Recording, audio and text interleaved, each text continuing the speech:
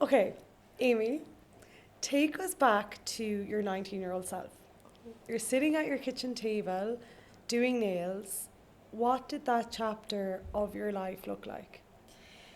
That is such a good question. But you know what? It was actually such a gorgeous chapter because I had no idea what was happening and what was going to come from the whole thing. Like when I started doing nails, there was no end goal. There was no, I'm really passionate about this, so that's what I'm going to do. There was no, I want a salon. It was literally just seeing that there was a nail course happening, felt like I didn't really have a creative outlet, and thought, yeah, why not? I'll give it a go.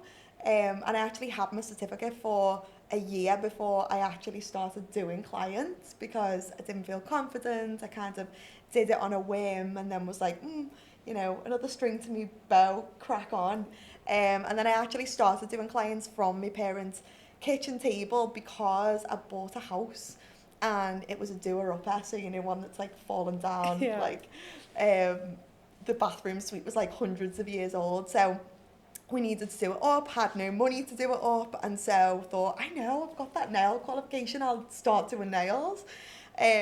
So that's what I was doing really, and I remember like my very first client was a girl who I'd grown up with who lived on the same street, and she just came to my mum and dad's house, and I remember doing her nails and being so nervous and then saying to her like, let me know if they last or if they don't, and I think it was about 2 days later she was like, Amy, they've all come off. Oh And I was like, okay, come back, I'll do them again. And I think I was no! charging about a tenner for a set. But yeah, just like, bless me, do you know what I mean? It's like, I think it was such a lovely chapter because I was just doing my best and it wasn't like this huge plan. It was just going with the flow, trying to make a bit of money. Um, and not giving up as well. Like that is, I think, for like a 19-year-old girl, for your confidence and stuff. I know. I actually admire myself for not giving up at that stage. Because it's hard when you first start out in anything, but especially something like that, where it is so technical. And I was on my own, didn't really have anyone's support and things, except my nail tech. She was really supportive. Okay. So yeah, it was a lovely That chapter. is amazing. And from there, Amy, where did you go from there? Because I know you were saying you were in the bank. Yeah. So were you still in your full-time job while you were doing this? Yeah. So I'd had quite a few jobs by this point, and I was working as first I was a performance coach and then a team leader in, a bank in the call centre. So I was there. I did this shift pattern of 4 on, 4 off. So I would do, like, I think it was 11 or 12-hour shifts for 4 days, and then I would have 4 days off. So I would kind of plan nails around those 4 days. Um, and just kind of built it up from there, and then my shifts changed, so I ended up just doing nails of an evening and one day a week when I had a day off. um but I loved the bank as well. Like it wasn't a case of, for me, I Yeah. need an escape route.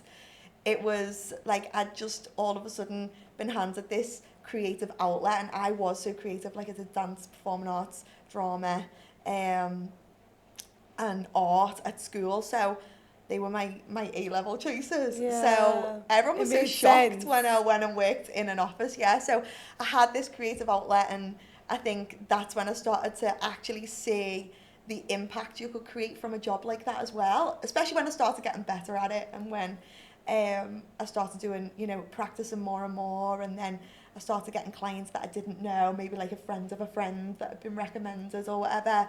And then you start seeing, like, you've done the holiday nails, and then you've done like a mum of a bride, and then you've done, and it's like seeing them walk out like delighted is like a feeling that I think it was like that instant gratitude of like, oh, I love this, and also I'll talk to anyone. So a job where you could actually just sit down and talk to I someone know. and like be creative at the same time, it didn't feel like a job. And I think the idea at first, probably, that it could be a job just didn't even seem possible because it was like too good to be true. Do you know what I mean? Is Like, that what you thought? oh my god, yeah. Like, I remember doing nails at my mum and dad's kitchen table, and my dad would come in, and he'd be making jokes with my client, like he'd be like, what do you want for tea, Mum? Are you staying? And all of that. And I used to say to him before they come in, Dad, do not come in the kitchen, okay? Just give me 2 hours. It ends up taking me 4 because I was still practicing. My dad's like, that's starving outside. But and I'm like, stay out. But yeah, like my dad coming in and us having these jokes and whatever, like it was just like, I don't know, it just didn't, it felt too good to be true that it could ever be a job and that you could ever create a career out of. And also you've got to think this is going back like how many years, over a decade ago, so it was still very much that time of like, oh, you know, beauty's for people who aren't clever and all you know, the whole stigma around it. So probably a little element of that subconsciously was in the back of my mind, like, oh, this isn't a real job, like, you know, this is just to make a bit of money on the side. Yeah, the labeling of that's not a real job, Yeah. or, you know, how can you actually make money Yeah. from that? Yeah. But Amy, that's so lovely, that dynamic that your clients probably felt too coming into that your home. You know what I mean? That they had that intimate relationship with you, and they probably felt that they could come in anything, you know? Because I have a nail tech down the road. She's been our family friends since we were small. And the most lovely part about it is that when we go into the house, we can go in and anything. You know what I mean? We could like have a full layer of tan, fake tan done. Your roll is in, and your roll is slippers and you on. just don't care. And I think that was what was so lovely as well. If you wanted to sit and chat for hours, and then all the girls would come in and sit on the couch, and we'd all be chatting. So I think it's so much more than just doing someone's nails. Oh, so much more. And especially like, I think I felt that as well when after a while I ended up going mobile. So I would go to people's houses and do their nails there because it just got a little bit much, you know, for my mum and dad. And because it, you know, when you are first starting out, it is all your friends and people you know that are booking in. So I would go to like my friend's house and there'd be 3 of us there, and then a mum would go, can you do mine as well? And before I knew it, I was there till like 3 o'clock in the morning doing nails. And I'd only get their hands and toes, and I'd only get the hands done, and I'd be like, I'll have to come back tomorrow for your toes, sorry love. And I think like you are a part of like, you know, I've seen all kinds. I've helped an elderly lady get a Christmas tree out the loft. I've been there when someone's dad's walked in and absolutely roared at them. Like you're a part of people's everyday lives, you know what I mean? So it is so lovely. It is such a personal experience to be able to create. Yeah, it's lovely, and the fact that they probably feel comfortable with you coming in as well says volumes about you, Amy, as well. Like you're a credit to yourself in that sense too, like honestly. But when did you realise that it was more than just a side thing? So after a while I started working 1 day a week in a local salon. And at this point I'd done my house up, so it had sort of given me that opportunity to, you know, build a home for myself, and actually seeing your work and then cash in hand, because it was very much like cash in hand back then, and like seeing like, oh my god, I've just spent this amount of time with this person and they've handed me this cash amount. Like if I give more of my time I could make more of this. And it was like I was starting to learn all of that. And so I lived in my house, and then I did nails from there. So in my kitchen table I had this, like, I mean, every nail tech has the Amazon kidney desk at some point in their lives. It's like a fold-out desk. Yeah, it is a thing. And if it's not, and you're a nail tech, you need to get one, because it needs to be a part of your journey at some point. So it's like a fold-out nail desk in a kidney shape, and it's just so handy. So I had the fold-out nail desk in the corner of my kitchen. And then the local salon down the road where I used to get my makeup done asked me to just work a day a week in there. And I was like, do you know what? Yeah, actually, I think I'd quite like that. And it was as soon as I started doing that, and I was surrounded by people who had the same sort of love for the job and love for the industry and all of that, that I just started to love going into the salon every day. And I think like then I had something to compare my other job too. So I'd be like driving to the bank thinking, I wish I was driving to the doll's house. Oh, so you were still at the bank? Yeah, I was still at the bank. What was holding you to that, Amy? Was it security, or was it still that subconscious fear of judgment? Do you know what, Kate? It was probably a bit of both. I definitely think the security thing, and I am just one of them people where, like, if I am, like, I'm just naturally quite enthusiastic about what I do, and I can't fake it either. So, like, if I love something, I'm going to do it and I'm going to give it 100%. If I don't love it, I'm going to look for my exit route. And it was never a case of that in the bank. Like, I loved it there. So I was going in, I was giving it my 100%. I was going home, I was giving nails 100%. Wow. But there's only so long you can do that for before, like, the scales are going to tip one way. And I think because I did have such a love for, like, what I was doing in the salon and being with the girls, and it just felt like me more so, that I think that's when I started being persuaded to, you know, in my own head, being like, oh, what if this could be a full-time thing? And I remember having the conversation with my mum and dad and being like, you know, I really want to open my own salon, like I would love to do that. And so that's when I started, like, thinking a little bit more seriously about what I was doing, and thinking, like, what if this could be my life, and what if I could get to drive every day to My favorite a job thing. as a nail technician. Yeah, like, it's literally been my hobby for so long. What if it was real life?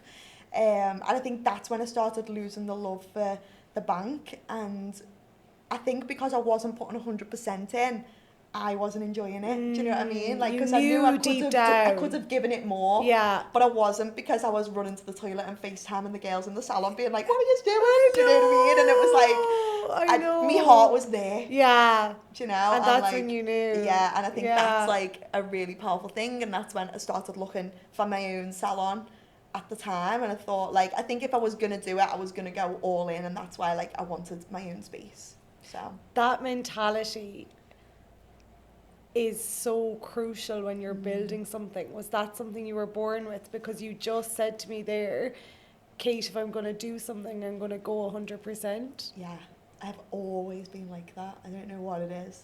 Yeah. But it's just, like, a part of, like, my personality. I'm like 0 to 100. And Yeah. then, like, I'll stay at 100 until I don't enjoy it no more. And I'm like, okay, that's done. But yeah, like, I think I have always been like that. I've always been really enthusiastic, even as a child. Like, I threw myself into stuff, and I always loved the performing arts, the drama, the singing, the dancing. That's what I was always into. So it was always a show. It was always like, you know, mum and dad sit there and watch me do my dance routine. Listen right now. to me right now. Yeah. I love it. Yeah. I was always quite loud, always quite confident. So I would talk to anyone. So yeah, I think, like, and I understand as well, like, especially through working now with so many other business owners and nail techs, like, that is not something that everyone just has. Yeah.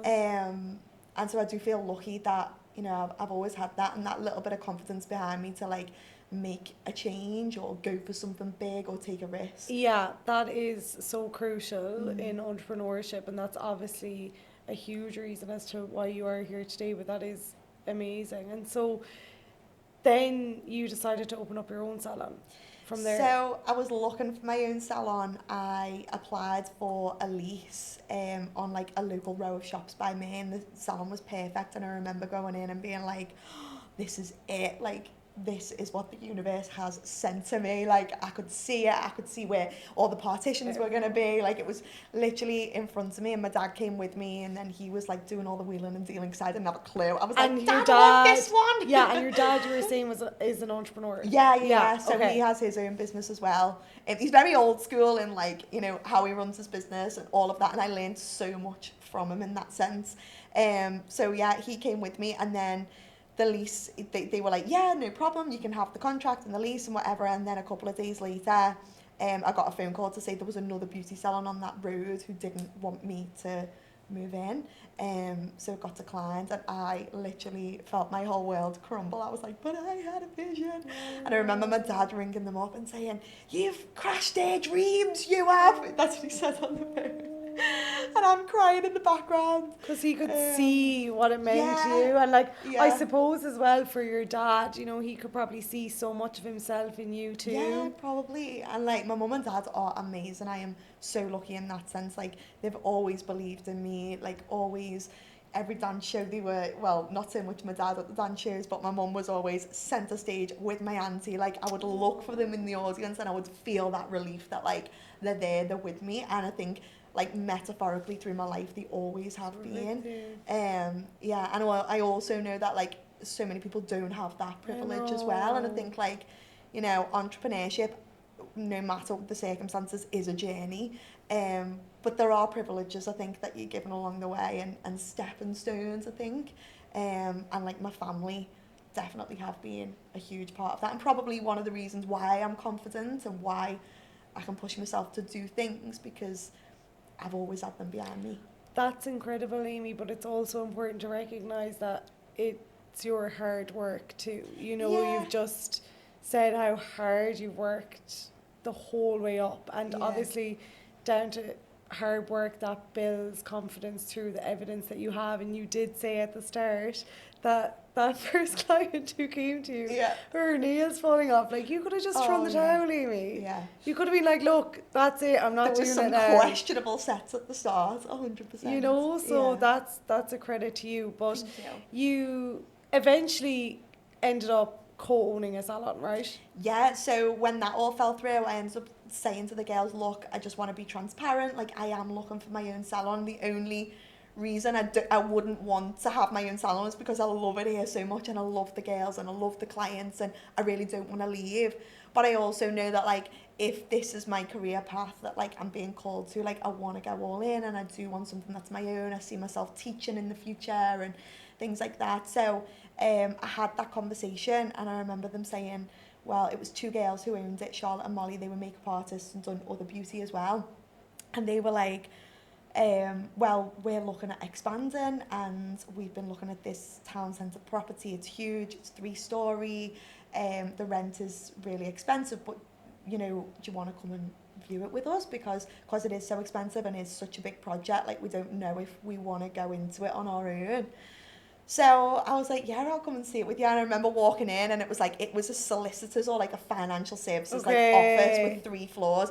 It had like wood chip on every wall. It was like the carpets were awful. It was disgusting. And I remember walking in being like, wow, this is amazing. And like, you know, I think we were just 3 girls with these like huge dreams, and we were like, this is gonna be it. And then within a day, I was like, I remember just getting home, messaging them and being like, yeah, I'm in. Yeah, and we just did it.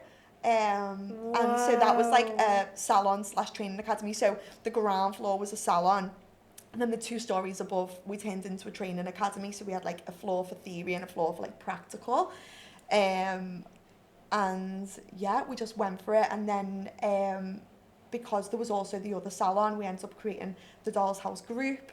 And combined sort of the salon with the second property, and then we launched our own cosmetics brand as well. Do you know what Cosmetics. It's so crazy is that I knew the Doll's House, and I'm Irish. And no like, way! Back then, when I was in COVID, the girls. No way! I knew the Doll's House because I've been obsessed with makeup for years, and so is my sister.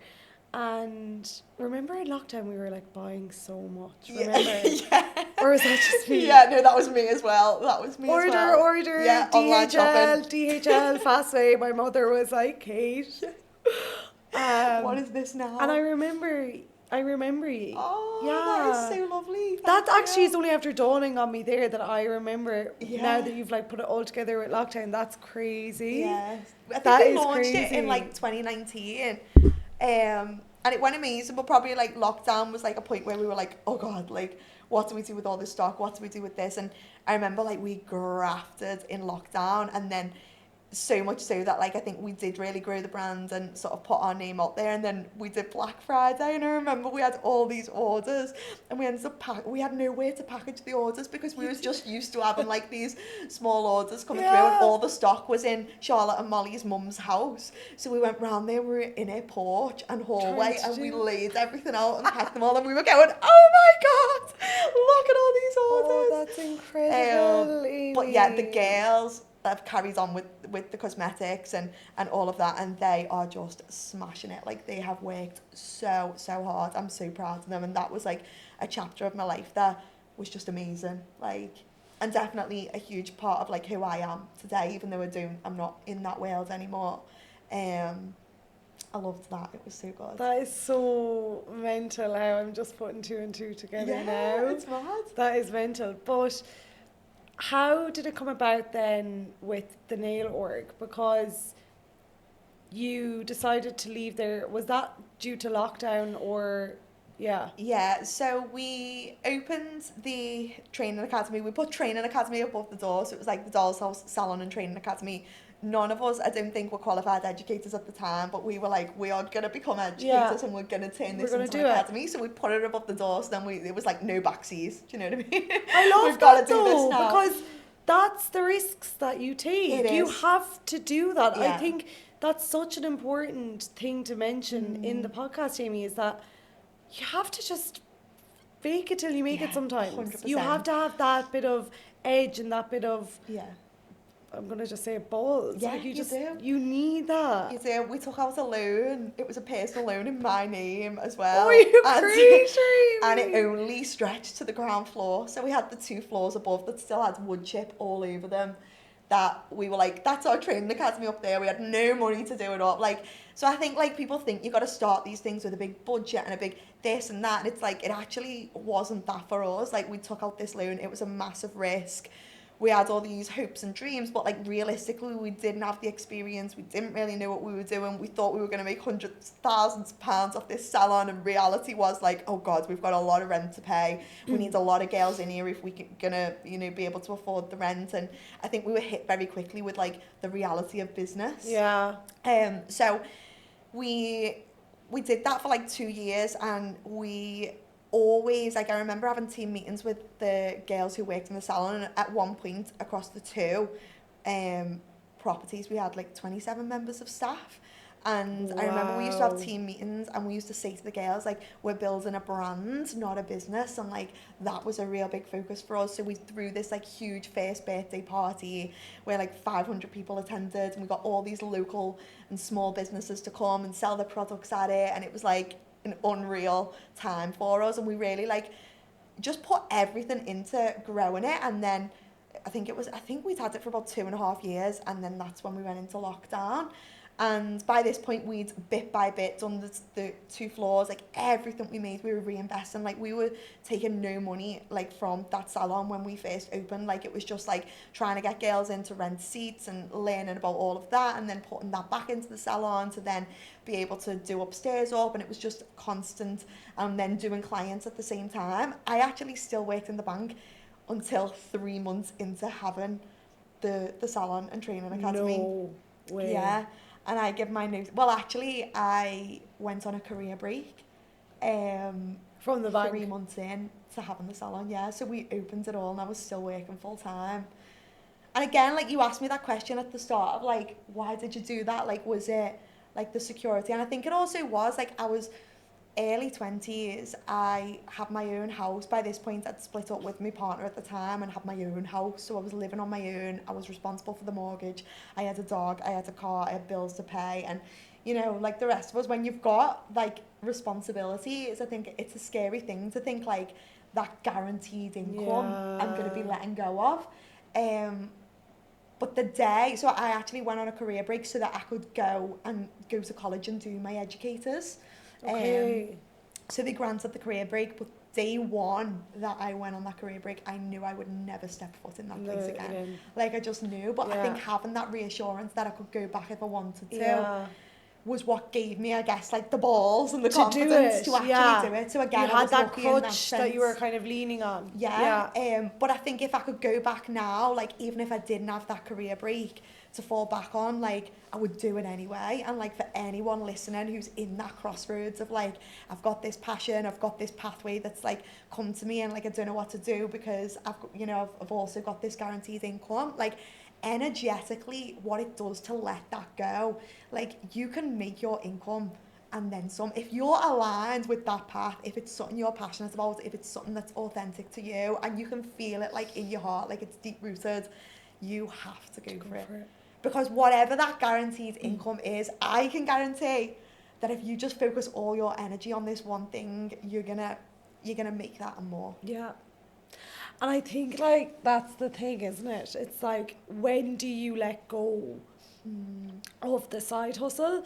And, like, excuse me, but that idea of letting go of the side hustle, like, I think that you should have a number or a set number or something tangible to be like, okay, when I hit this number, or when it gets to this amount in my savings account, if that's something that is stopping you from, like, taking the leap, that's when you should just be like, Yeah.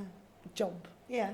Like, you should have something that you're like, Yeah, I'm just and that's gonna. really good advice. That is really good advice. I mean, we have so many nail techs in our members club that are at that point, and they're always asking that question of, like, when is it the right time? And it's so hard to say. I always say, like, try and have, like, at least 3 months behind you of, like, income, or, you know, so you can at least pay your bills for 3 months, and that's kind of covered. But, like, I also think sometimes there's an element of, like, you will make it work if you've got to make it work.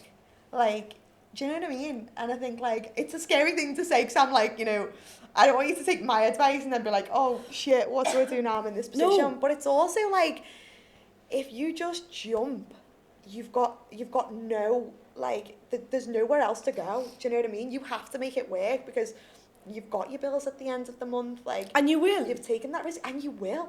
Yeah. When you don't have a plan B, I always say this, I Yeah. never have a plan B. Yeah. And so plan A, like, that's the only option. And when you've only Yeah. one option, you just will make it work. Yeah. Yeah. I totally agree with that. I do think that's true. Yeah.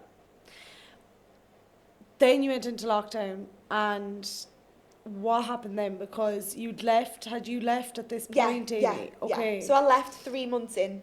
So this is, like, you know, 2.5 years later. So by this point, I had built up a bit of a following on Instagram. I think I had around 20,000 followers at the time. I was educating. We'd done up the salon space upstairs, like the academy upstairs. So I used to run courses most weekends. I had, like, 6 students coming in at a time. And also by this point, because of building a following on Instagram, and it's a classic example of, like, really just understanding what you're good at, and also, like, looking at what way every other fish is swimming, and swimming the opposite way.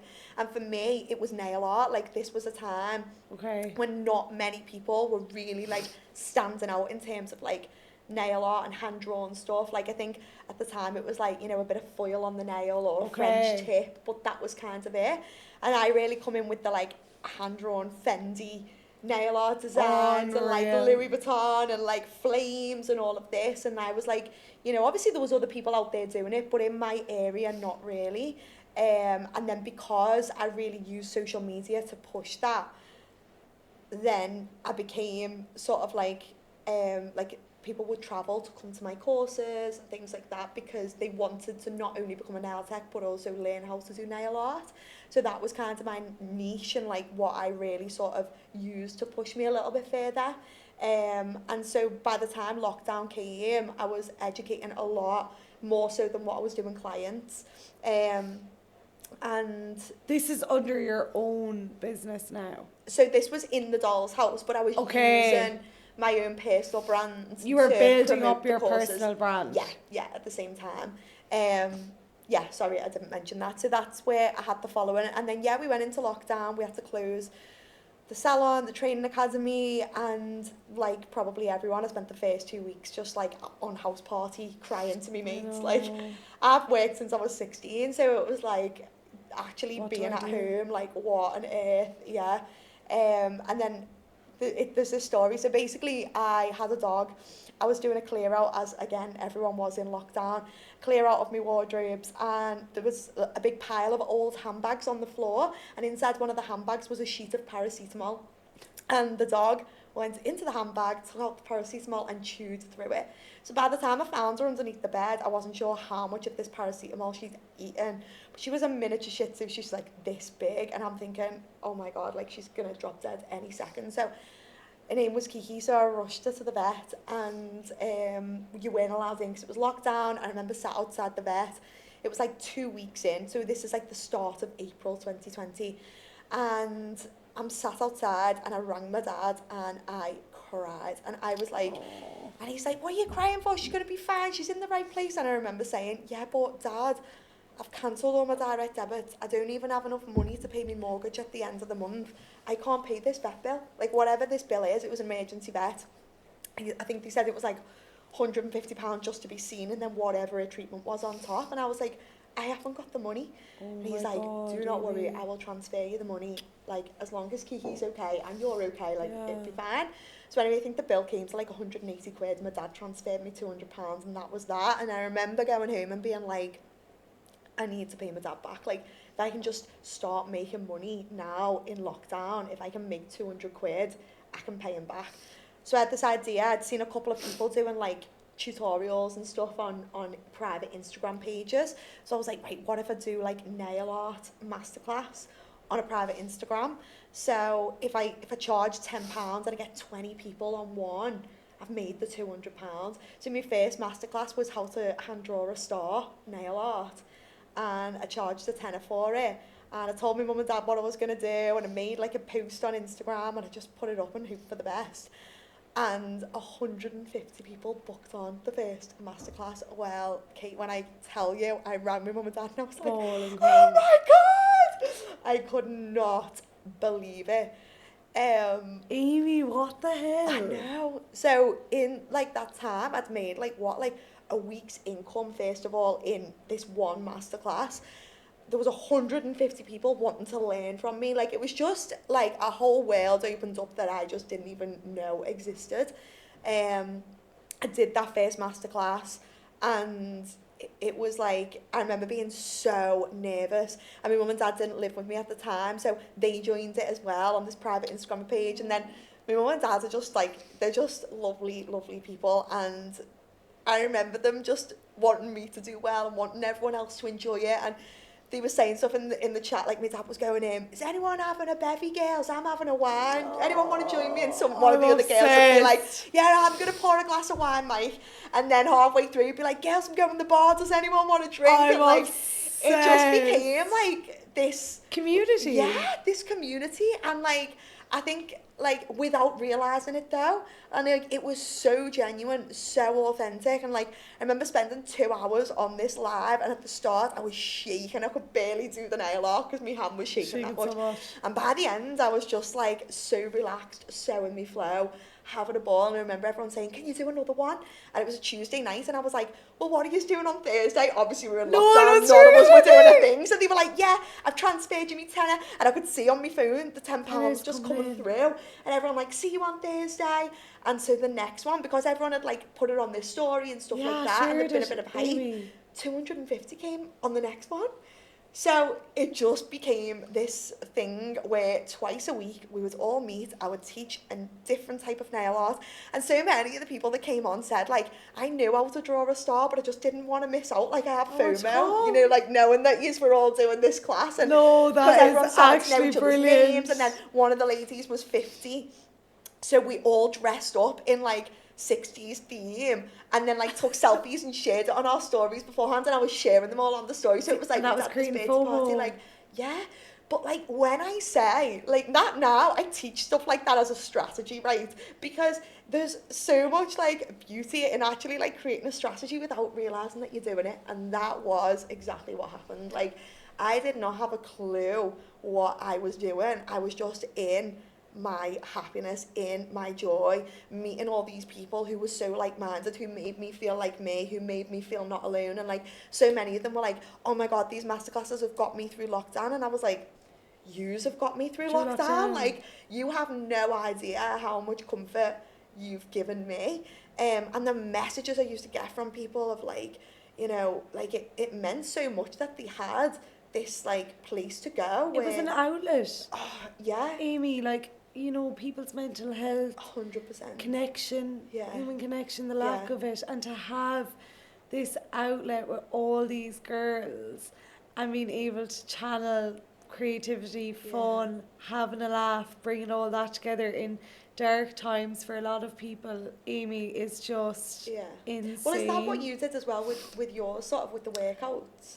It was the same thing, and what's really interesting is I didn't know it was a strategy either.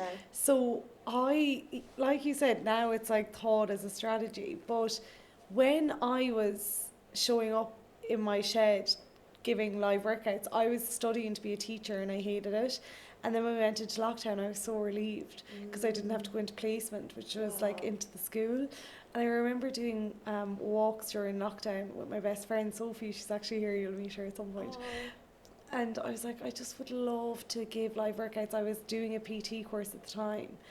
And she was like, Kate, just do it. I was like, I'd love to help people's physical and mental health during lockdown. And also, I was doing them anyway. Like, I was doing the workouts anyway. And I was like, why don't I just help people? And also, on top of that, I had to practice for my exams, my PT exams.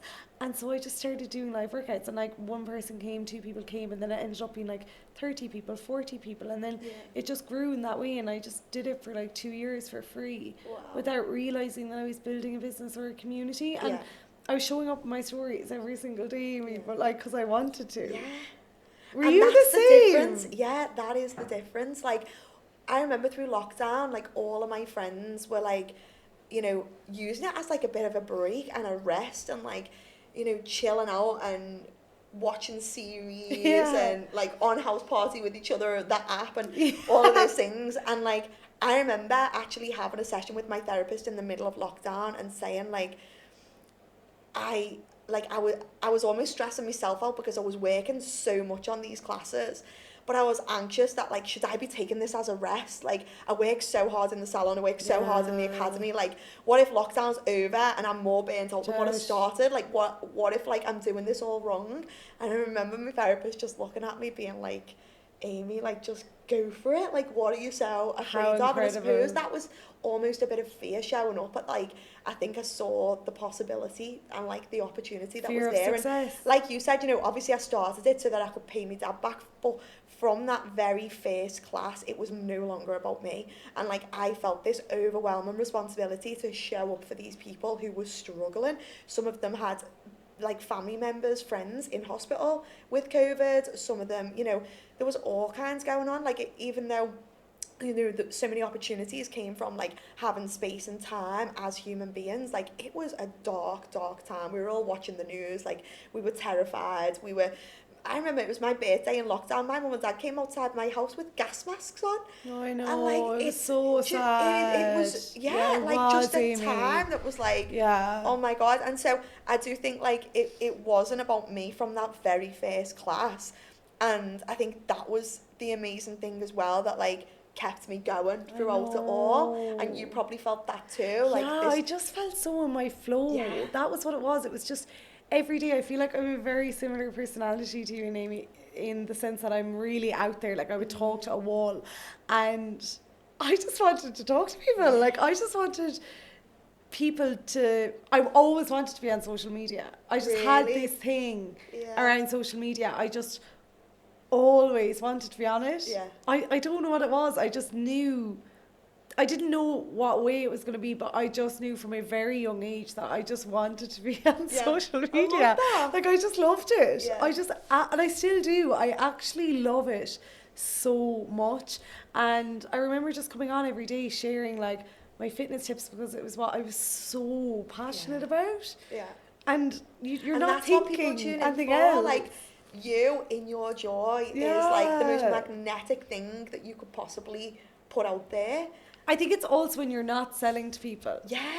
And when you are just, like, enjoying it and creating connection and creating, like, community. It's a word that's used so much now, but, like, under the skin of that is literally just people with stories that connect and relate to each other. And I think, like, that's definitely all it was for me. Like, you know, we were just meeting twice a week in a time that was so difficult, and we were getting each other through. And, like, the conversation was just, like, so warm and so comforting. Like, it was a place that felt like home from day one. And I think, like, to have that is, like, such a special thing. And I think, like, for any businesses and stuff that were born in lockdown at that time, like, I think, you know, there is something really special about, like, being in the right place at the right time to develop a connection that, like, meant so much more than... I think it was also that, and I think it was also the fact that people were finally leaning into what they loved so much. Yeah. And so it didn't There come was from so this much place of trying to space. sell. Yeah, Yeah, it was there the was space. so much space. Yeah, 100%.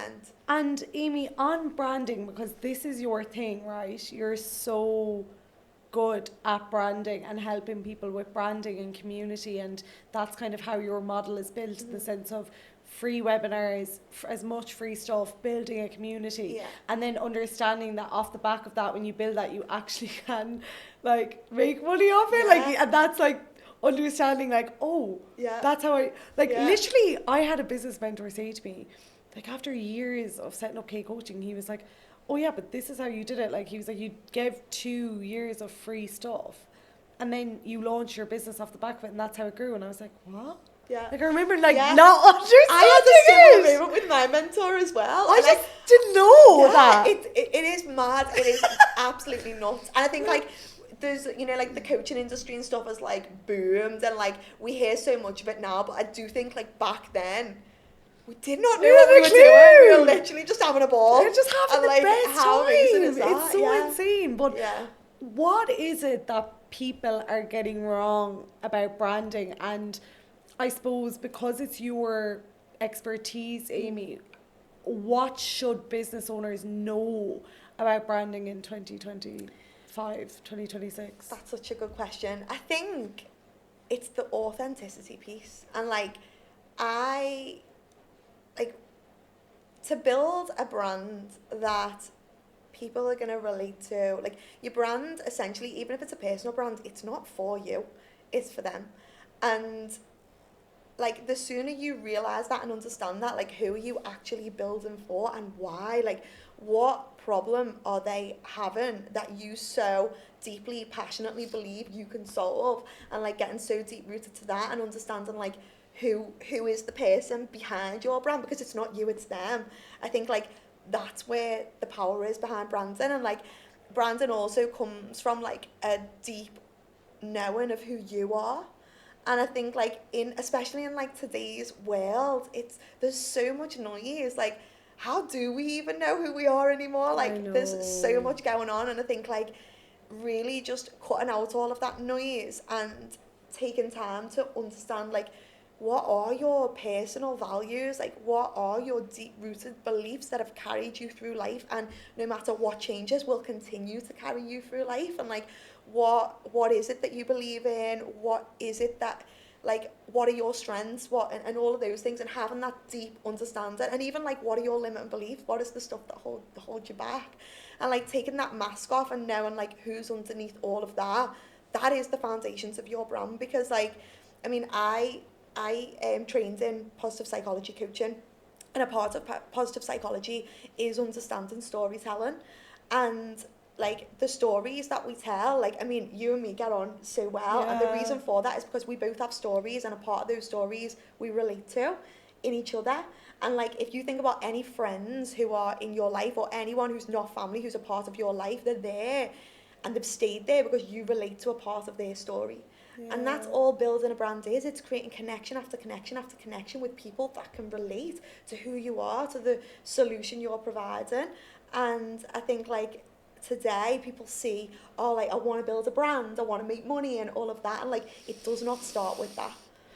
And that's it. That's the answer. Yeah. It doesn't start with that, Amy. And I think this whole crack of personal branding, build your personal brand, like we didn't know what that was, but we were doing it. So there's a lot of people out there now using it as a scapegoat to capitalize on people's pain points to gain quick money and quick cash. Like that's the reality that we're living in. And it's like, build your personal brand, build your personal brand. And like the reality of building a personal brand is just showing up as you are. Yeah.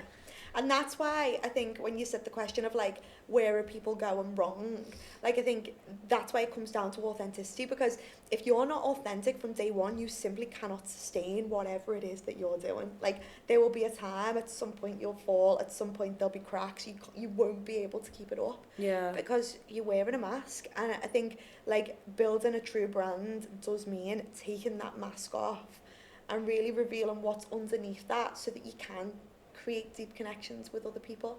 Yeah. And that, I think that's where the power is when it comes to actually truly building a brand that, you know, not only like makes money and all of that, but like is long standing, that people feel a sense of belonging and identity in when they come to you for whatever it is that you're offering. It's kind of like, what would you do for free? And it's like, do that. Yeah. And do it for free. Yeah. Yeah, and do it for free, literally. Like, even to this day, like, I do so much for free. Yeah, because, like, they're, like, that's the reason, I think, as well. Like, the more you can sit in what feels authentic to you, it's going to be something that you're an expert in. And the more you share that gift with as many people as you possibly can. Like, I also think a problem with building brands is people keep things too close to the chest and they want you to pay for it before they get it. But it's like, if you can give that to someone and say, like, actually, it's okay, like, you know, there's so many times where, like, I'll run free masterclasses, I'll give people things for free. They've never bought a thing from me. But I know that if there's a point in their life or their journey where they need the thing that I'm offering, they're going to come to me first, because you're top of mind. They trust me. I've already helped them. I've already saved them. And if they don't, I'm okay with that, because I've helped them anyway. That's the thing. It's like they've learned something anyway. And also, I think I saw this on Lewis Ho's podcast before, and it was like the power of reputation and the importance of it. And he was saying how someone came to him with a problem. Or no, it was a guy on his podcast, and someone came to them with a problem, and he said, honestly, I'm not the best person to help you. I could take your money right now, but I'm not the best person to help you. This man is. And so he referred him out, okay? The guy ended up making so much money and showed up to the other guy's house with like a Rolls Royce and was like, this is yours. Because if you hadn't referred me, I wouldn't have this. And so what goes around comes around. 100%. And I so believe that. You know, like it's crazy. And I do think what you're saying as well with this whole gatekeeping thing, I think if you can give as much for free as possible, I think it's so important, because the gifts that we've been given and talents and skills we've been given are not for us, like you said. Yeah. They're for other people. Yeah. Like, it's not fair for us to allow our ego or the fear of failure come in front of these gifts and talents and skills we've been given for others. 100%. And I think that's when, like, you asked the question earlier of like, when did I know that like nails was going to be a thing? It's when I started to share it. Like, and I just think like everything in life is there to be shared. Like, you have an incredible experience, like you go on an amazing holiday, like you know, you can do all these things, but what was the best part of it? It was who you spent the time with, and like who you got to share that experience with. And like you said, the gifts that we are given are not for us, they're to be shared. And when you share them, that's when you experience them too. Yeah. And so the more you can sort of like give with your hands wide open, people are going to come to you and buy from you anyway, because of how you've made them feel in that process. Yeah, I love that. That's really important. It's like how you make someone feel.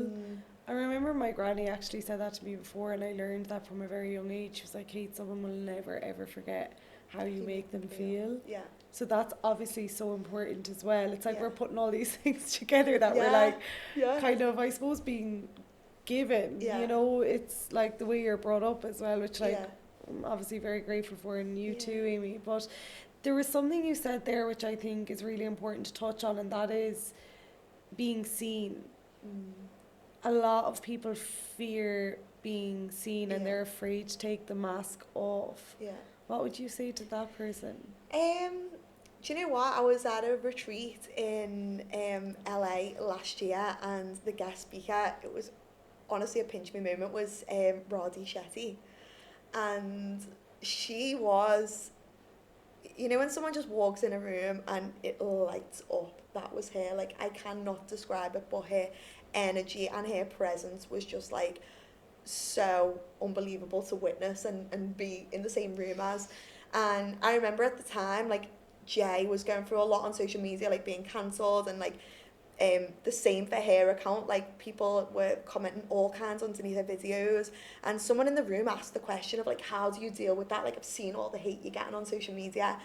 And she was like, you know, she was like, something I've come to realise, and this has just been etched in my brain now and I'll never forget it, but she said, if you choose to be seen, you can't choose how you're seen. And I remember just listening to those words and thinking like, wow, like that is actually so Yeah. powerful. And I think like we do have this choice when we choose to, you know, start a business, put ourselves out there on social media, drive down the shortcut with signs, you know, saying Stephen Bartlett, I'm coming for you. Do you know what I mean? Like we make a choice there in that moment. And like I think like on one side, yeah, it's like we, you know, we put ourselves out there to be judged, but on the other side, like I'm judging myself if I'm gonna hold this back. Like I'm judging myself if I'm not gonna do the thing that literally lights me up, or the thing that I know I'm being called to. And like the judgment of yourself is often worse, because that's the voice inside your head that you've got to listen to every single day. And like you can put yourself out there, what you might, you know, say something controversial on social media and get cancelled for a day. Okay, it's a horrible thing to go through, it's happened to me.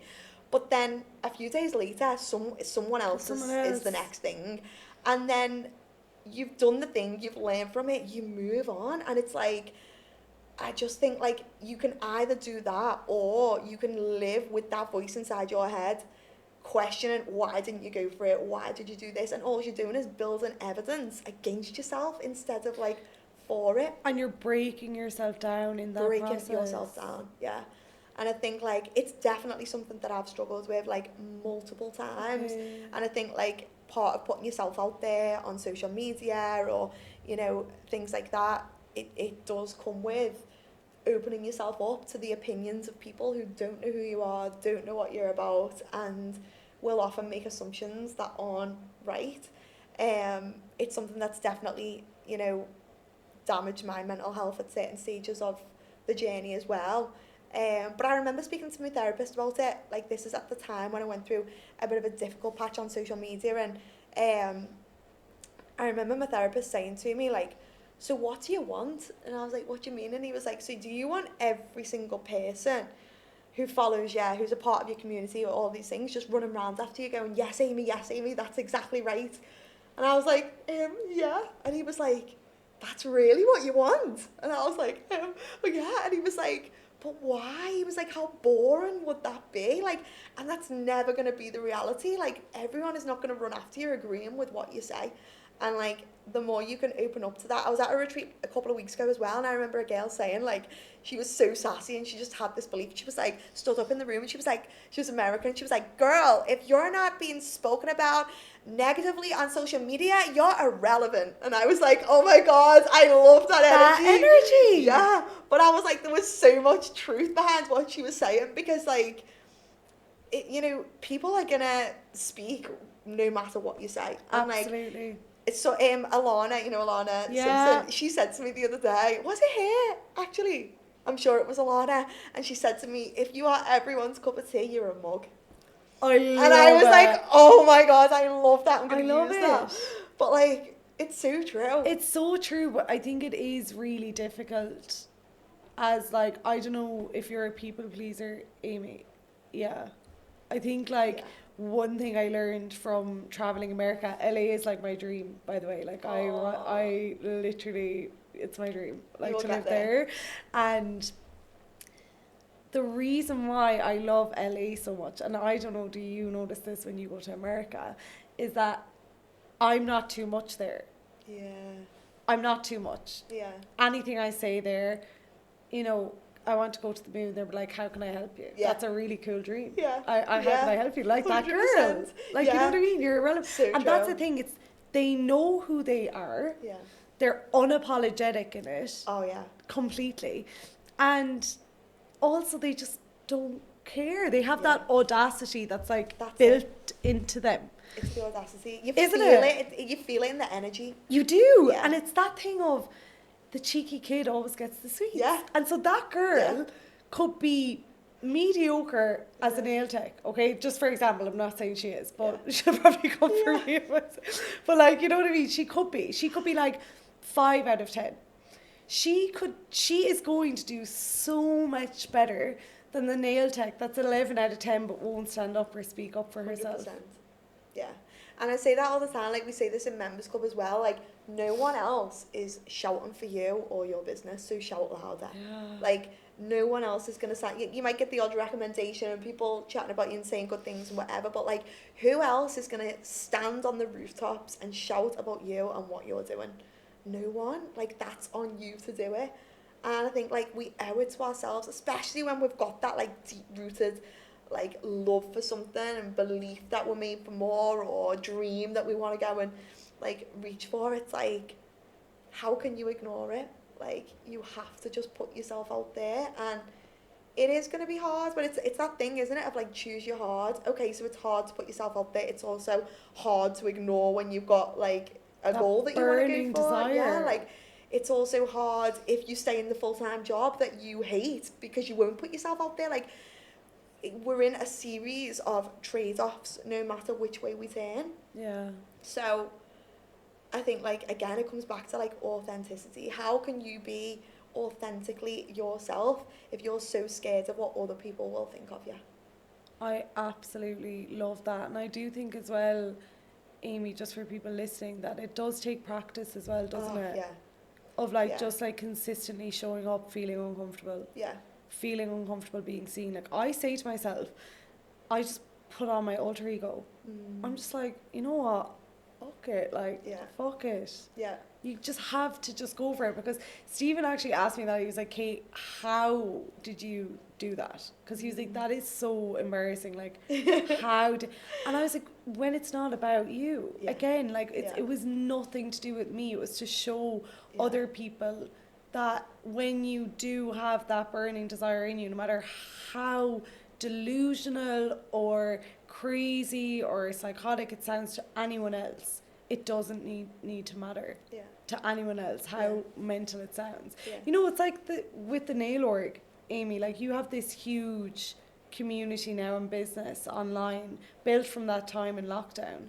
But imagine you were to say to someone, oh yeah, I'm thinking of setting up a nail business, it's going to have retreats, we're going to have a huge community. To a small-minded person, they'd be like, making money from nails, are you serious? Yeah, 100%. If you said that to me when I was first starting, I would have been like, what? Like, that's not... And like, even people still say to me now, like, oh, you do retreats for nail techs, so like, what do you do on these retreats? Like, just for nail techs? And I'm like, yeah, just for nail techs. Like, it's if still... you only knew. Yeah, it's still a thing, and like, it's actually crazy, but it's just other people's limitations, I guess, and what they believe in.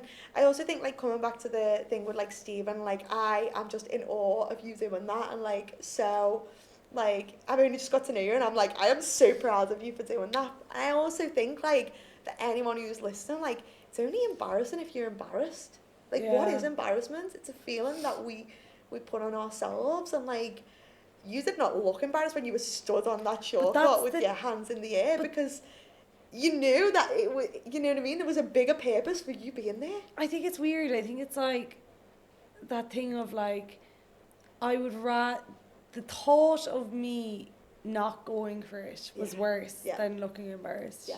And also, I saw this reel, I don't know if you've seen it, but it's going around. I can't think of the actor's name, but I remember seeing this right before we were launching, and it said, embarrassment is such an underexplored emotion. Why don't we explore it more? Yeah. So I saw that, and then I also watched Matthew McConaughey's interview with Stephen, and it was so interesting. He's so insightful and just so wise. And he said, you know, a lot of people could do the thing if they just stuck in the air long enough, like if they just stuck in the shit long enough to see it through. Yeah. But I think it is so hard, that uncertainty of like, is it going to work, is it not? It is. It's hard. Constant, like, a constant battle inside your own head, isn't it? Because like, you can be the most confident person in the world, but you're still going to have that voice that sometimes is going to pop up and tell like, you to get back in your box, and 100%. You know, who are you to be doing this, and what if it doesn't work out? Like, that voice is going to continuously pop up. Do you still experience that, Amy, with like your retreats and everything? Yeah, 100%. And I think, like, you said before, am I a people pleaser? I'm not a people pleaser. I just want everyone to be happy. Like, is that a people pleaser? That's a people pleaser. But like, That's I just, like, I think I was having this conversation the other day because me and my fiance and my friend went for breakfast and they started having this heated discussion about politics, right? Okay. And I was just like listening to them and did not say a word. And then they turned to me and was like, Amy, what do you think? And I was like, and like I could see both sides, and I think like a lot of the time when it comes to things like that, I'm like, I see both sides, but I just like I have compassion for both sides as well. Like Yeah. I just come from a place of love, and like I want you to be happy in what you believe, but I want you to be happy in what you believe. And I think like that comes probably from like traveling and things like that as well. But like you meet all these different people and you experience so many different things that like you understand that like we're all experts in our own lived experiences, right? So like the more you can experience and put yourself out there, the more you're gonna widen your own beliefs and you're gonna have more understanding of things. But like the more you keep yourself small, like I always say, confidence comes from courage. Like if you wait until you feel confident, like you're never gonna do it. But it has to come from the courage, because you take one small step and you might be scared of something. Maybe it's like putting your first post up on social media. Oh God, what will the people that I went to school with say about me? But like, okay, let's break that down. You're scared of putting the post up on social media. Are you scared of like actually getting your camera out and taking the photo? Probably not. Are you scared of writing the caption? Probably not. Are you scared of pressing a button? Probably not. Okay, well, if you do all those three things, you've done the thing. Wow. So like, what are we actually in fear of? And like the stories that we make up in our own heads, because we're designed as human beings to keep ourselves safe, whether that's from like a shark in the sea or going live on Instagram. Yeah, wow. And it's like, the more you can just choose courage over confidence every time, take the smallest steps, the more you start to stack up the evidence of like, oh, actually, I've just done this, now I can do this. Oh, actually, I did that, maybe I'll try this. Oh, actually, I did that and no one said anything, so maybe I'll do this. And then before you know it, I think, like, you're halfway to what you were trying to do anyway. I love that analogy of, like, the post it's done. Like, I love that analogy. It's so helpful. And also, like, we assume the worst as human beings. Yeah. So, like, 99% of people want you to do well. Yeah. It's literally the 1% that, are you really going to place value on someone's opinion who you don't want the same life as? Exactly. And like the more you learn about like human beings, like I'm like, because I obviously do positive psychology coaching, but I also just am interested in like us as humans, and I do so much research. Behavior. And I'm doing a course currently on like neuroscience and like just understanding like how the mind and how the brain works. But like every human being that you meet, like I said before, everyone is just an expert in their own lived experience. So anything that another person says to you, like even if it's like, oh, that's not going to work, that is literally just a projection of what they believe is possible for themselves. Wow. So like, they're not saying they don't think you can do it. They're saying if they did it, they don't think they could do it. So it's not even about you either. Like, it's about them every single time. It's like a projection of them. Yeah. So like other people's opinions of you are not actually their opinion of you. It's their opinion of themselves. I also think it's none of your business. It's none of your business. Like, let those people crack it. Let them. Let them. I love that you said that you are into neuroscience, because I'm obsessed with neuroscience and manifestation. Are you big on that? Yeah. Okay. Yeah. Wow. I love it. I think like, especially like living in Bali, and I think, some people are just so switched off to this kind of thing, and I totally get it, because it all does feel a little bit woo-woo. And I think like before like I was opened up to it, I was a bit like, what? Like, I remember reading The Secret years and years ago and just thinking like, yeah, but is this true, kind of thing. Okay. And then as like I have like probably done more research, travelled, met different people, been exposed to like energy work and things like that, now I'm like, okay, I get it. And like I think there's different ways to teach like quote unquote like manifestation and things like that, but the way I look at it is like coming back to yourself, and like actually all of the tools that you have are already inside of you, and like everything you need is inside you. Like the answers are never external. The answers are never elsewhere, and we can like read things or be a part of things or experience things that will like help us find the answers sometimes, but like they're always in there. It's just connecting the dots. Out of interest, did you write things down? Like, did you write your goals down? When I was creating the nail tech org, Yeah. I didn't write them down, no. Okay. But when you look at, like, say for example Roxy Nafusi and like Yeah. her 7 steps to manifestation and things like that, when you look at the steps, I basically did those Same steps. Like, thing. do you know what I mean? It was like, it was all of those steps and the aligned action and all of that. Abundance, you were so grateful for the people coming into your Yeah. masterclass, like you were practicing gratitude. Yeah. You couldn't believe it. You were in your flow, Yeah. aligned action. Yeah. Yeah. It is all because I remember that, like, until I came to Bali the first time, I actually was like, oh my God, everything. I wrote it down all so specifically, and I had never Really? been here. I didn't have an online business. I didn't Oh, I have a love that. laptop. I didn't have my PT course, and I'd said that, like, I was an online coach living in Bali. It was in the middle of lockdown. I was in my horse shed in the back arse of nowhere in Bird Hill. We don't even have a shop, and I had no money. So, like, I think I've a lot of evidence at the back of, I think taking action is huge, aligned action. Leaning into your pain being your purpose or your passion, and writing things down is so powerful. Like, I truly believe your thoughts become things. Yeah. I truly think what you can speak something into existence. And the reason why I know that is because I did it with Kate Coaching, so I had evidence for the first business, and it was Yeah. so far out of reach. Like, I had no money. I didn't have a laptop. I didn't have a PT cert. I had nothing, and I had it all written down. And I was like, I'm doing it.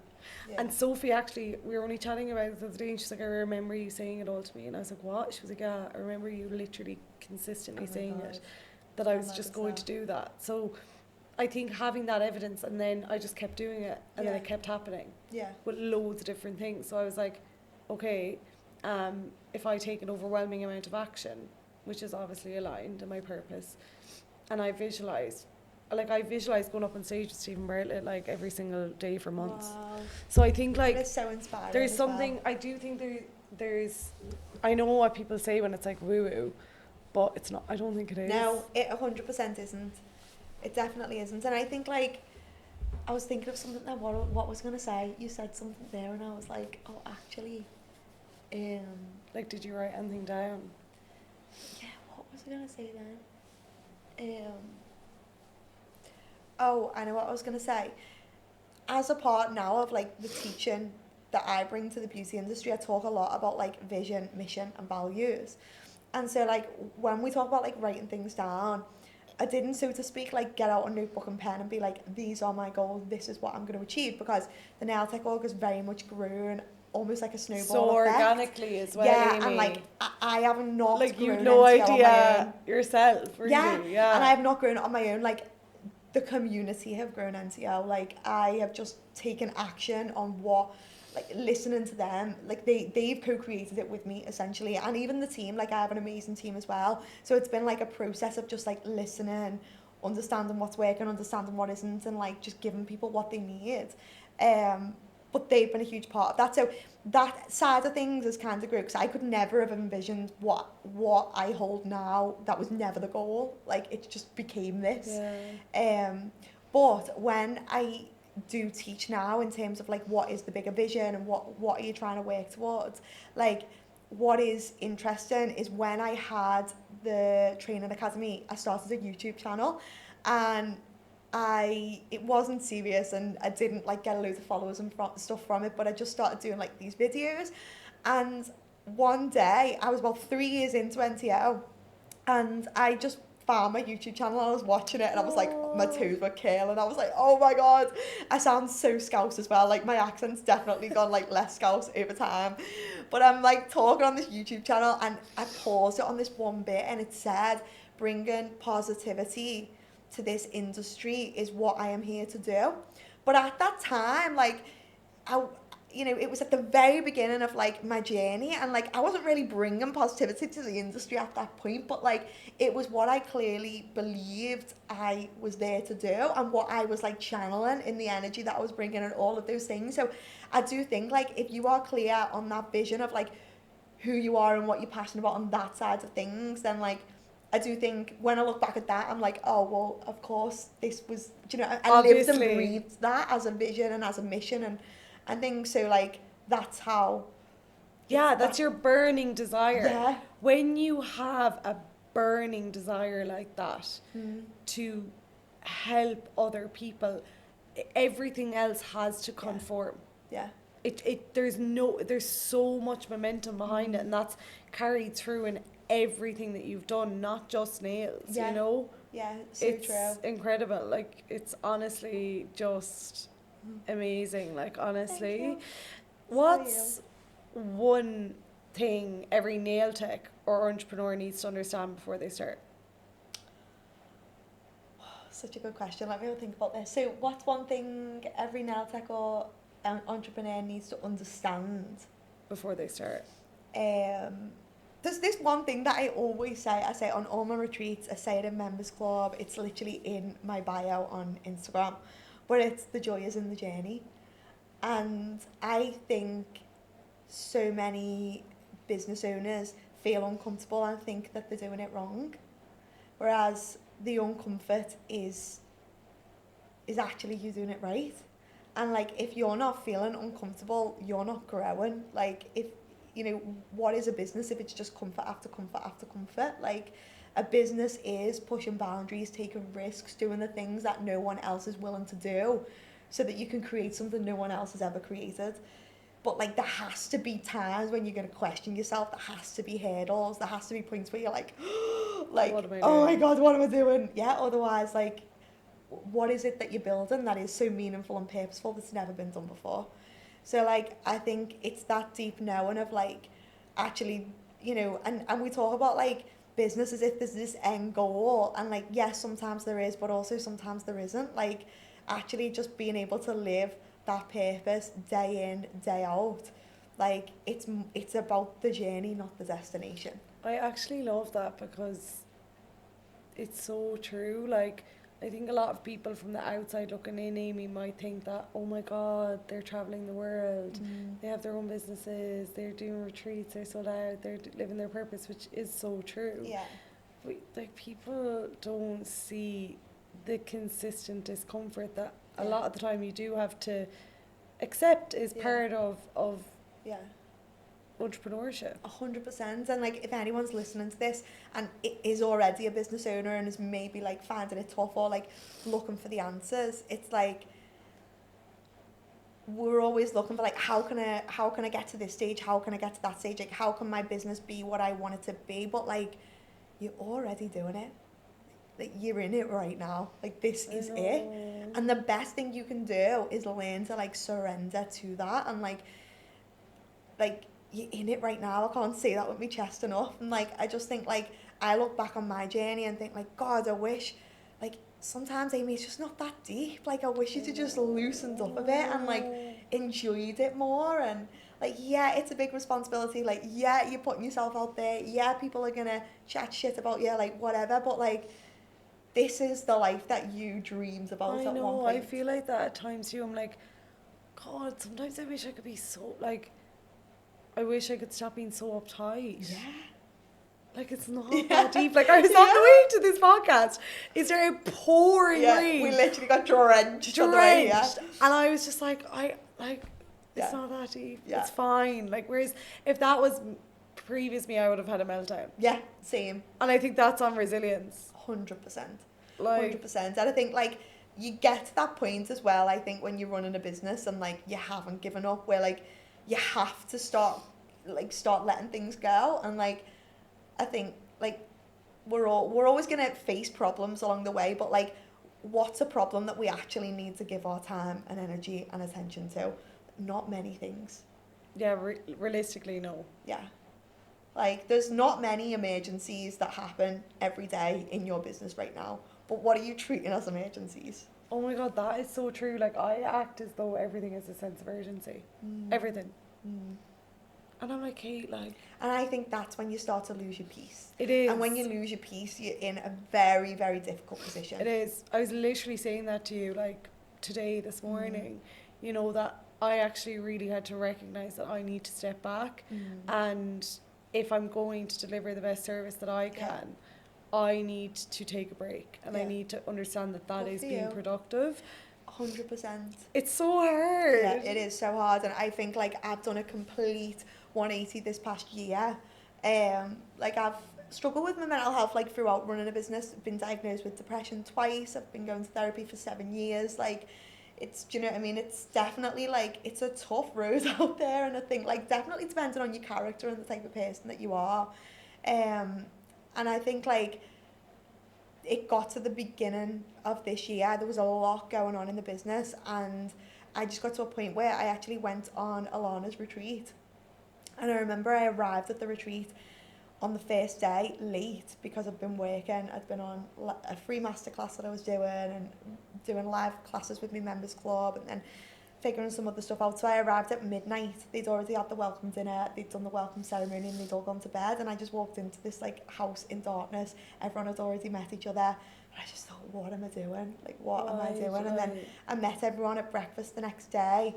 And it was a nervous system reset retreat. I remember just walking into breakfast and being like, hi everyone. And like, oh my God. And we went straight into a breath work. And I released so much in that breath work. And I remember just like saying to myself, like in my mind, like I have completely lost my sense of peace. Like I've really lost that. And I think like when you get to that place running a business, like it's so hard because you're trying to do the right thing by everyone else and by the business, but in the process you can so easily lose yourself. And once you lose yourself, like what is your business without you? When you're the most important part, like you're the core of that business. So I think like definitely that's been like a huge learning curve for me, and it was on that retreat actually that like I like completely did a 180 and realised that like I have this new mission now to like not only create peace and success like coexistingly in my own life, but also spread that message to everyone that I come in contact with, whether it be like on a podcast, whether it be the people in my members club, people on my retreats, because not only do I see like did I see myself lose that, I see it in so many other business owners as well. And I just think like if I can be living proof that peace and success can coexist, then it shows other people that it is possible, not by just telling people it is, but actually showing.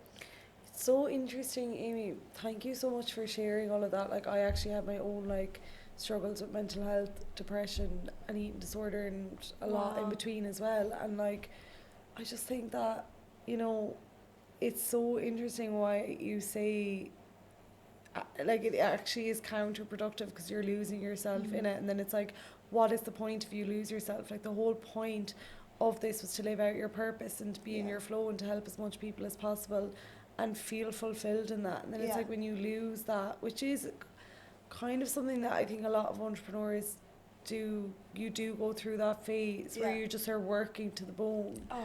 And you're just like, like what's it all for if I'm going to lose my spark or myself? And then it's like so hard because then you're diluting the business because you're still showing up, but you're not showing up as your full self, and it's not fair on the people who are paying for a service and you're not showing up as your full self. It's like a really hard hamster wheel to get off.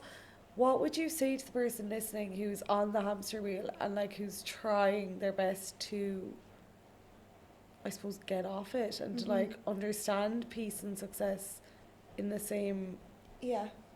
I think that we have to be realistic, right? And I think like I really believe that everything in life, including running a business, like it's all about seasons. So you might have a season where it's like all in on the business, like, you know, I'm following Stephen Bartlett to Bali, like my WhatsApps aren't being replied to right now to friends and family, you know, I'm doing this and doing that, like, because this is my priority. But then you can only do that for so long before then it's like, oh, actually, and you know, there might be like parents watching or people who have other responsibilities, and it's like, you know, maybe there's like a sports day or a school play, and it's like, actually, that's my priority right now. I need to be over there, or whatever season you're going through in life. And I also think it's important to know that like you can't skip winter. So like there's gonna be down moments too. Like we can't, like nothing in nature blooms all year round, is the saying. So like there's always gonna be points where like it feels heavier than other moments. And I think like I always like got into this trap of like I need work-life balance, and I don't think that exists. Like I think it's that we have like a series of different priorities, and that at different points in our life we prioritize one over the other, and it's about understanding what feels right and feels aligned to us at the time and being apologetic within that. So like I also think it's important to communicate with the people around you. Like sometimes there's been times where I've had to say to Mark, my fiance, like I'm going to be like so out of it this week because I've got this going on, I'm doing a launch or I've got my retreat or whatever. But then like when I get back, it's going to be like this. So like the next couple of weeks, expect me to be on my phone non-stop, expect me to be this, that and the other. And I think then like you shedding the expectations. And like I remember also like having conversations with like family or even team members of like, we're entering this season and you're going to see me show up differently. That's not for any other reason than like the bigger picture that I'm trying to build. So I think the first thing is like communicating with the people around you and letting them know what season you're in so that they understand that too, and you're like getting rid of like external pressures.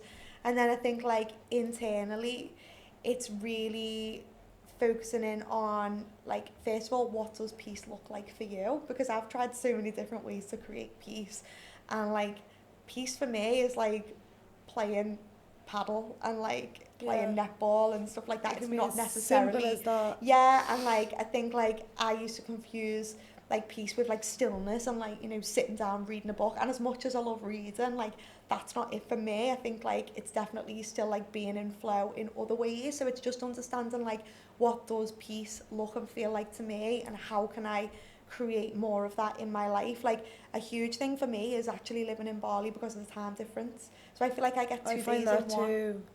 Yeah, and that's been huge. Whereas when I go back to the UK, I really notice that shift of like, I'm getting to Starbucks to start work and at 7 a.m. I already feel like I'm behind. You're behind. That's what I feel like too. I feel like it's amazing that we're like getting our morning and everyone is in bed and you just feel that. Yeah. And it's easier to sit in it. 100%.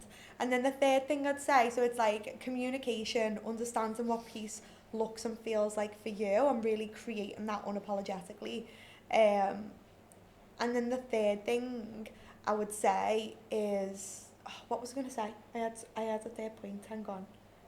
Oh, the third thing I would say is focusing on becoming the person who can hold the level of success that you are aiming for, rather than focusing on aiming for the success.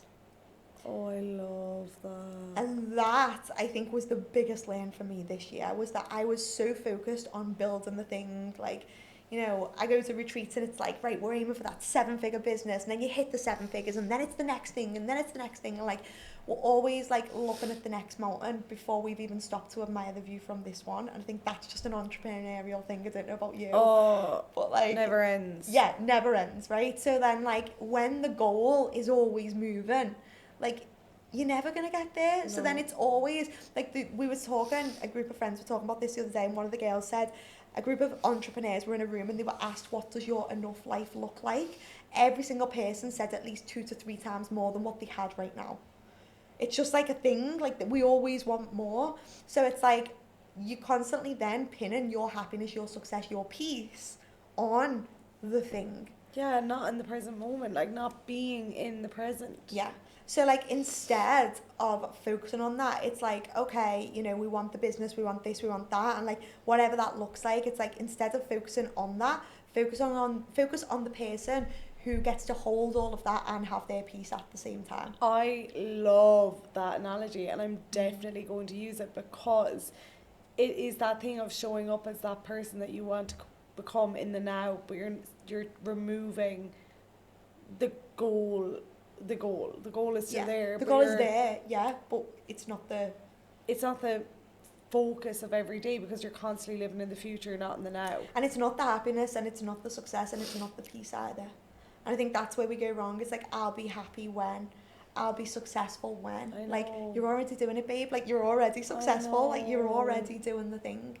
And then, like, when you do focus on being that person that can hold whatever success looks like for you, you will all of a sudden one day turn around and be holding it. Because by showing up as that person every single day, there's not a chance that you won't get there.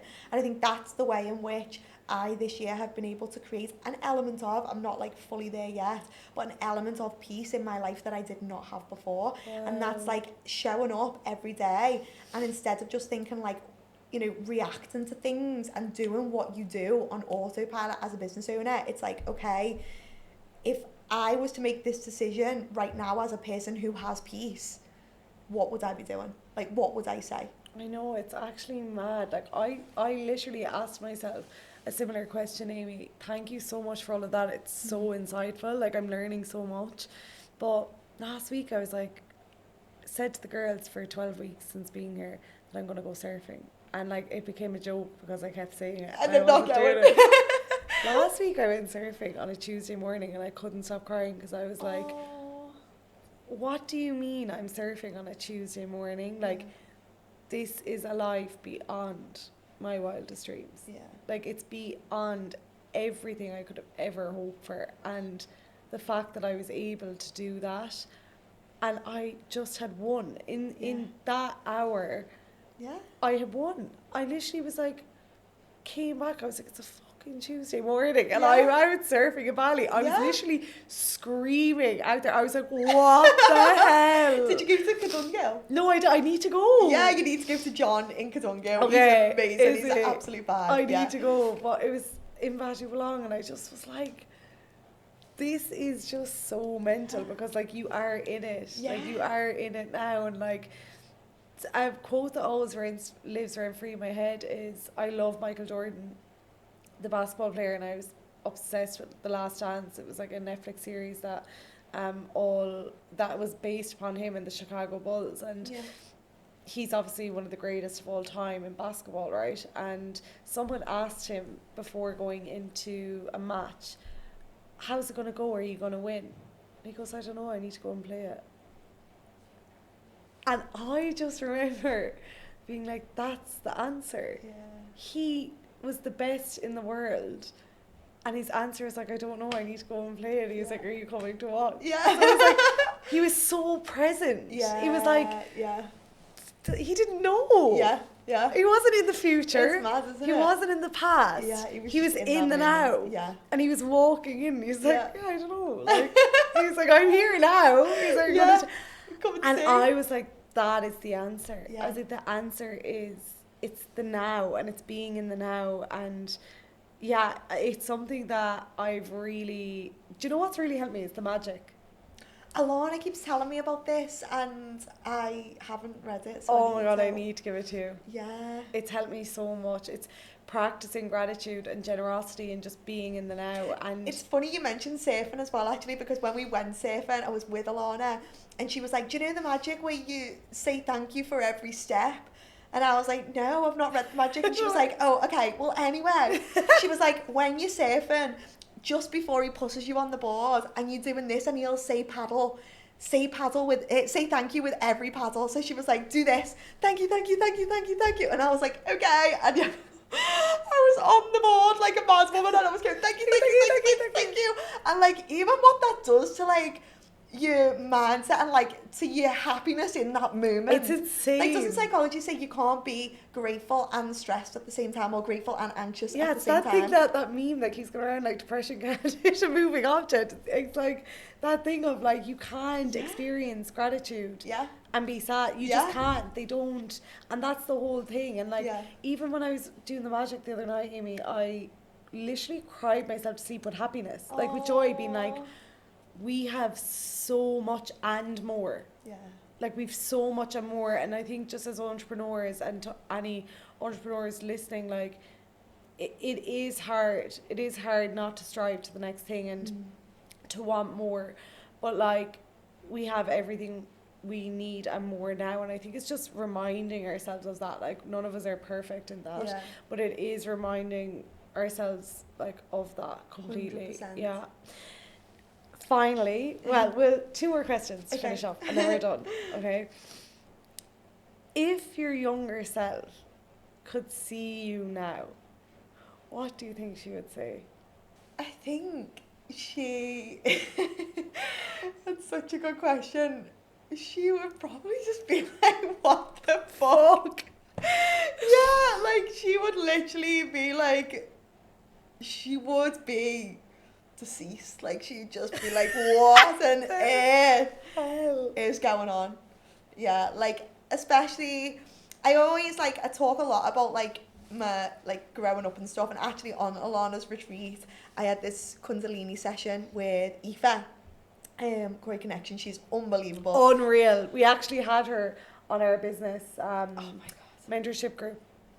She's insane. No, I've literally got a tattoo after the Kundalini session on my foot because it was so powerful. It was on Alana's retreat. But long story short, I had this, when I went into that retreat, as I said before, like I was so burnt out and so like I just lost who I was. And I went into this Kundalini session, and when I say that entire session just showed me who I was again, and like showed me the reason why I do what I do and all of those things. It was this, basically I spent the whole 45 minutes with my family members that have passed away, and this is going to sound so woo-woo for anyone who doesn't believe in this. They're going to be like, I don't care, I love it. But I basically spent 45 minutes with my two nans, my uncle and my granddad, who've all passed away. I was shown scenes of my life with them, and it mirrored to me why I am the person that I am today. And it was stuff that happened when I was like 3, 4 that I hadn't even like had a full recollection of.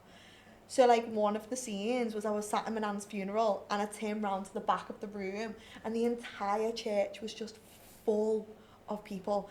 And then when we walked out behind her, it was, the gardens were just lined with people who couldn't fit in the church. And like my nan was a widow, so for the entire time I knew her, she didn't have a husband, she was on her own, she never ever met anyone else, but she was never on her own, she was surrounded by people. She made this widows group, so she basically brought together other widows like in the area, and they would go and like meet up and do things, and I would go with her sometimes, and her friends who come round were from the widows group, and like she brought me into that and like showed me that, I guess, and also showed me like in that moment at her funeral like what it meant to like leave something behind that's bigger than you, that like means something to other people, and like leave things better than you found them.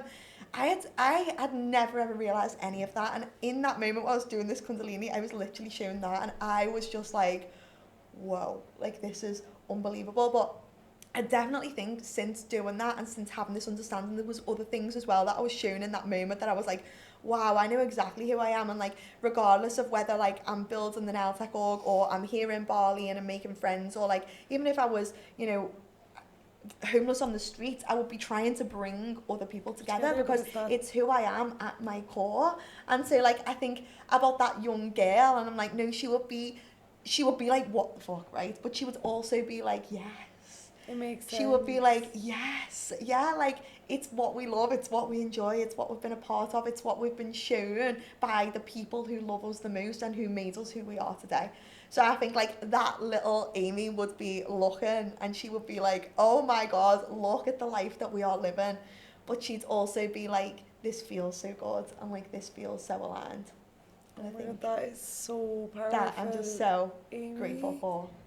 It's so powerful as well, because it's like obviously your gran is like watching you to get me, like, no, seriously, like she's obviously like, and then it's like the fact that like you get to do that, like it's like carrying on her legacy. Literally, yeah. And like I definitely feel like since experiencing that moment, like I say, I've got the tattoo, one on my foot and one on my back from it, and like I never realised, I don't think before then, that like I had an even bigger purpose than helping the other people, until it was that. And I think like again, for anyone listening to this, it's like, you know, you could get to 30, 40 and still not know your true purpose, or not feel like you have a purpose, or not feel like you found that thing yet. And I just think like it's inside of you somewhere. Maybe it just hasn't been shown to you yet, or like it just hasn't come up yet. But like the more you experience in life, and even the hardship, like it was me feeling like shit that took me to that retreat, that took me to surrender in that session, that showed me the most powerful thing I could have been given. So like you have to keep going, and the answer is inside of you somewhere. I love that, Amy. It is that thing of like your pain is your purpose. Like sometimes it is in the lowest of the lows where you realize that those things need to happen, and it's so hard that you can't skip those things. But it is so true, and I love that you mentioned that, where some people might go through their 30s, 40s and not know their purpose. But the thing is that you deep down within you, if you allowed your skills and talents and gifts to live outside of you, instead of in you, that quote lives rent free in my head. Sarah Jakes Roberts said it on a Mel Robbins podcast, and she said, we've all of these gifts in a cupboard. We've all of these ingredients that are left in the cupboard that we never use. Yeah. And she said, if you actually just allowed those gifts to live outside of you instead of in you, she was like, that would be you living your purpose. But so many people go their whole lives just keeping them in. It's so sad. It is sad. To finish up, Amy, usually how we finish up the podcast is, if there's someone, obviously it's the orange juice theory, right? And so the whole idea is to peel back the layers of your orange, apply pressure, because it's tough to get the best part, which is the juice. If there's someone thinking about going after the thing or going after what it is that they really, really want, what one piece of advice would you give them? So they haven't peeled back the layer yet. They're like No. only just at that very beginning phase. Let me think about this because I want to say something good. There's so many things that I could say. I want to just shake them and be like, do it! Just do it. Yeah. What would I say? One piece of advice.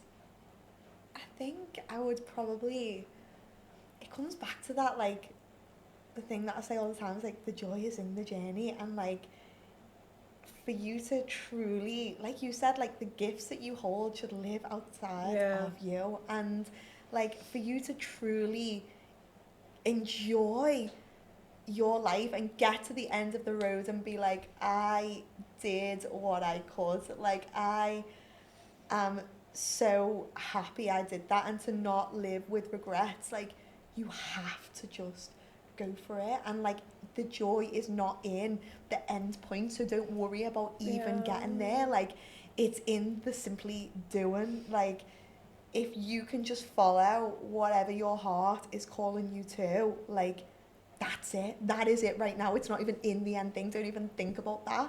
Like, think about taking the first step and like just go for it. Like, honestly, like, there's no fancy thing to cover it up. Like, if there's something that is niggling at you, an idea, a thought, a business, a decision that you know you want to make, then like you owe it to yourself to go ahead and do it, because no one else is gonna do that for you. Like, it's on you. I love it. I absolutely love it. Amy, thank you so much Thank for you so coming much on. for having me. I've loved it. I literally learned so much. Like, honestly, I feel like we're so alike. I'm like, what the hell? I know, so many parts of our story that are so similar. Mental. But yeah, no, this was just absolutely incredible. People are going to take so much from it, and you're just infectious. You are incredible. You're a wealth of knowledge, and it's so refreshing to sit across from someone who is just themselves. Thank you. There's so much to be said for it. It stands out a mile. Thank you. And can I just say, I am obsessed with what you're doing. Like, you only caught my attention when you caught Stephen's attention, so I'm quite new on the block. But like, even a podcast like this, you know, like, as you've said, like, we can listen to the Stephen Bartletts and we can listen to all those people, but what you're doing is creating conversations for the people who are in the building stages, who are like at that point where it's like, you know, they're not at the top of the mountain, they're not even halfway up, they're literally putting the shoes on at the bottom, and that can be so overwhelming. You are literally giving people hope, and that in itself is like something to be so proud of. So I feel honoured to be here and honoured to be a part of this, so thank you. Thank you so much, Amy, honestly, thank you. And Amy, for those who want to follow you, I know we'll link all of your bits below, but what are your socials, just to shoot them out there? So you can follow the Nail Tech Org if you're a nail tech, please do, or in the beauty industry, so that's at the Nail Tech Org. We mainly use Instagram for that, and then my own personal page is Amy Guy Nail Artist. Even though I don't actually do nails anymore, I just can't let go of the nail artist stamp. Love it, keep it there, strong, girl, that's who you are, So yeah, Amy Guy Nail Artist on Instagram. Amy, thank you so much, you're the best.